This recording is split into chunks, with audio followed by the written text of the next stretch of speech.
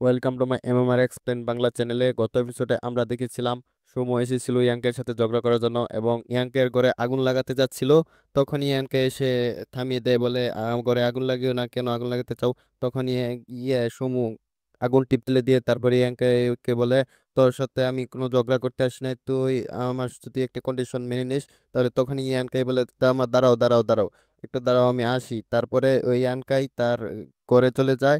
তখনই ওই সুমোর সাথে থাকা লোকটি বলে, কয় এই ছেলেটা তো অনেক বাত্তামিজ, এর তো কোনো নেই, আচার আচরণ ভালো না। তখনই ইয়ানকে ঘরের ভিতরে যায়, কয় যেটা ভেবেছিলাম যে এ নিশ্চয়ই আমার সাথে ঝামেলা করতে আসবে, তাই এখন চলে এসেছে। এখন বুঝতে পেরেছি এর সাথে ঝামেলা করতে হবে, ঝামেলা না করে থাকতে পারবো না।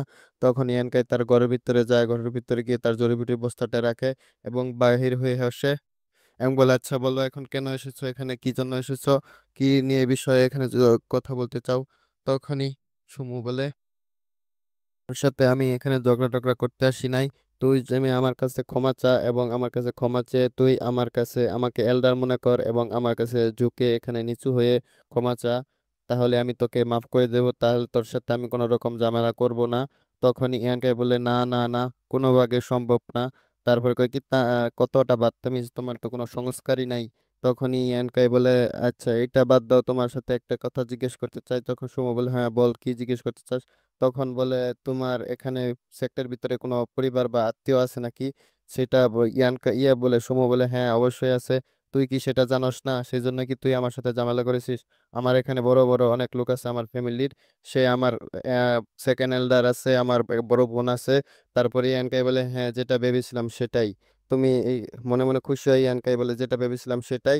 এখানে তোমার আত্মীয় না থাকলে তুমি এসেছো আমার সাথে লড়াই করার জন্য?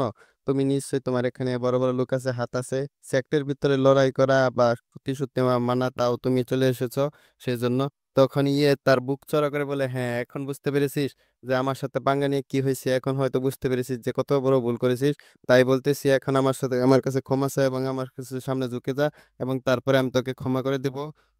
তখন ইয়ানকে বলে, না না না, আমি তোমার কাছে ক্ষমা চাবো কেন? তুমি তো আমার কাছে চাইলে ক্ষমা চাইতে পারো।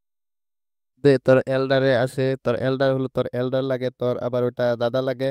কিন্তু তোর বোন আছে একটা বড় বোন, সে তো কি কোর স্টুডেন্ট, এখানে সব থেকে টপ স্টুডেন্ট, তার মধ্যে ওটা যদি তোর তাহলে সিনিয়র হয়, তার মধ্যে আবার তোর বোন হয়, অহন তুই তাহলে গিয়ে কি করবি? তোর বোনকে বলবি যে সিনিয়র আপু, আর তোর এল্ডারকে বলবি সিনিয়র এল্ডার। তাহলে তো তোদের এখানে আত্মীয় স্বজনের মধ্যে তো একেবারে ঘাবলা মাবলা করে রেখেছিস, তার মধ্যে আবার আমার সাথে ঝামেলা করতে এসেছিস। নিজেরই তো কোনো যে আত্মীয়তা ঠিক নেই, তার মধ্যে এরকম ঝামেলা করবি? তাহলে তোর এল্ডারও যদি এখানে আসতো তাহলে আমি তোর এল্ডারের কথা শুনতাম না। তখনই মনে মনে ভাবে কি এসব কি বলতেছে, হ্যাঁ এরা কি বলতেছে। তখনই তার সাথে থাকা সমুর সাথে থাকা ছেলেটি বলে, ইয়াং মাস্টার এর কথা বিশ্বাস করবেন না, এ আপনাকে উল্টা পথে চলানোর চেষ্টা করতেছে, এ আপনাকে উল্টা পাল্টা কথা বলে মানে তার লক্ষ্য থেকে সরানোর চেষ্টা করতেছে। তা আপনি এর কথায় আসবেন না, মিথ্যা কথা বলতেছে। তখনই বলে, হ্যাঁ তুই আমার সামনে এসব কি বলতেছিস আমার আত্মীয় স্বজন নিয়ে? তখনই আমার এল্ডার, আমার বড় বোন আছে যে, সে কোর স্টুডেন্ট, তুই যদি আমার কথা না শুনিস সে তো তোকে কাচুম্বার বানিয়ে দিব, তোরে অনেক পিটতে পারবে, সে অনেক শক্তিশালী, এখানে টপ স্টুডেন্টদের মধ্যে আসে। গিরগিরা নিচু হয়ে ক্ষমা চা, আমাকে মহান মনে কর, তাহলে আমি তোকে ক্ষমা করে দেবো। তখন ইয়ানকে বলে, না না না, এসব আমি কিছুই করব না, তোমার কথা মতে না, আমি এসব কেন করব? তুমি এখানে এসেছো তোমার প্রতিশোধ নেওয়ার জন্য, তুমি যদি চাও আমাকে আমার সাথে চ্যালেঞ্জ করতে পারো, আমি তোমার চ্যালেঞ্জ অ্যাকসেপ্ট করব, আমি তোমার সাথে তাহলে লড়াই করব। তখনই ওই ছেলেটি বলে, সুমো বলে, কয় চ্যালেঞ্জ কিভাবে করব? আমার, তুই কি জানোস না আমাদের সেক্টর রুলস অনুযায়ী আমি বডি টেম্পারিং এর 9 নম্বর লেভেলে, আর তোর বডি টেম্পারিং এর 3 নম্বর, তো এখানে আপাতত 2 বা 3 নম্বর ডিফারেন্স থাকে, তাহলে লড়াই করা যাবে, কিন্তু এমনি তো লড়াই করা যাবে না। তখনই ইয়ানকে বলে, হ্যাঁ ও আমি তো জানি না। তখনই আশপাশের লোক হাসতে থাকে, হ্যাঁ হ্যাঁ, এ তো সেক্টর রুলই ভুলে গেছে, এ আবার কিভাবে লড়াই করবে আমাদের ইয়াং মাস্টারের সাথে? তখনই একটি পিছন থেকে লোক আসে, ইয়াং মাস্টার আমি এর সাথে চাইলে লড়াই করতে পারি, একে আমি চ্যালেঞ্জ করতে পারি, তাহলে আপনাকে লড়াই করতে হবে না, আপনার প্রতিশোধ পূর্ণ হয়ে যাবে। তখনই ইয়াং মাস্টার বলে, তুমি কি? তখন এই পিছন থেকে একটা লাল চুলওয়ালা ছেলে আসে, লাল চুলওয়ালাটি এসে বলে, ইয়াংকাই আমি তোকে চ্যালেঞ্জ করতে চাই, তোকে চ্যালেঞ্জ করে আমি হারিয়ে দেব। আর তোকে চ্যালেঞ্জ করার সময় আমি কোনো অ্যাটাক করব না। তুই আমাকে 3টি অ্যাটাক করবি, 3টি অ্যাটাকের মধ্যে তুই যদি আমাকে জায়গা থেকে সরিয়ে দিতে পারিস তাহলে আমি এখানে হেরে যাব। তখন ইয়াংকে মনে মনে হবে, এটা আবার কোথা থেকে আসলো, এই তো দেখো বডি টেম্পারি 5 নাম্বার লেভেল, আমি যদি এর সাথে লড়াই করে অবশ্যই জিততে পারবো। তখন এই ছেলেটি বলে, হ্যাঁ তো আমি যেটা বলতেছি শর্ত সেটাই হবে। তখন ইয়ানকাই বলে, এটা কিভাবে সম্ভব, তুমি আগে ভেবে নাও, আমি যদি তোমাকে 3টা মারি তাহলে তো কোমর সম্ভব হবে না, তুমি তো হেরে যাবে। তখন বলে, না তুই শুধু আমাকে 3বার মারবি, 3বার, 3বারই যথেষ্ট, 3বারের মধ্যে আমি যদি নড়ে যাই তাহলে আমি হের মেনে নেব। তখন ইয়ানকাই বলে, না না, আমি যদি মানে, তখন তো বলবে চিটিং করা হয়েছে, যে তুমি আমাকে মারোনি কিন্তু আমি তোমাকে 3বার মেরে তোমাকে এখান থেকে হারিয়ে দিয়েছি, তাহলে তো তুমি বাদে আবার বলবে না চিটিং হয়েছে, চিটিং হয়েছে, ম্যাচটা এটা মানবো না। তখন সে বলে, না না, এটা আমাকে আমি মানিয়ে নেবো, তুই আমাকে শুধু 3টা অ্যাটাক করবি, আমি সেটাই যথেষ্ট, তোর কোনো চিন্তা করার দরকার নাই, তোকে যেটা বলা হচ্ছে সেটা কর।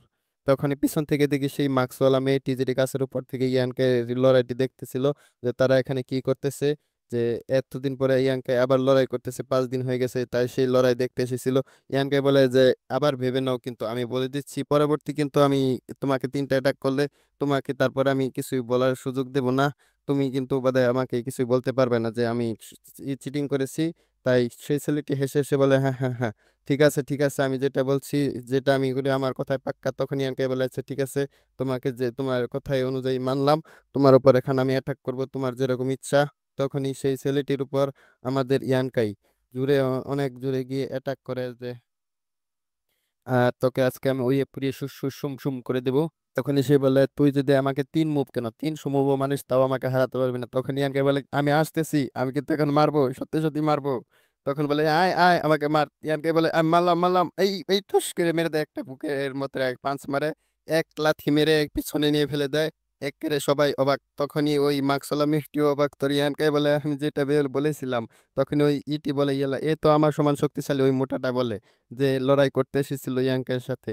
তখন ওই থেকে মার্কসওয়ালা মেয়েটিকে দেখি যে ইয়াঙ্কের লড়াই দেখে গাছ থেকে পড়ে যায়, পড়ে গিয়ে বলে, উফ মাইরি, মরে গেলাম, কিভাবে পড়লাম আমি এখানে, এখানে ইয়াঙ্কের দুঃসব, ইয়াঙ্কের জন্যই আমি এখানে পড়ে যাচ্ছি, ইয়াঙ্কেকে দেখার জন্য একটু এক্সাইটেড হয়ে যাওয়ার কারণে গাছ থেকে পড়ে গেলাম।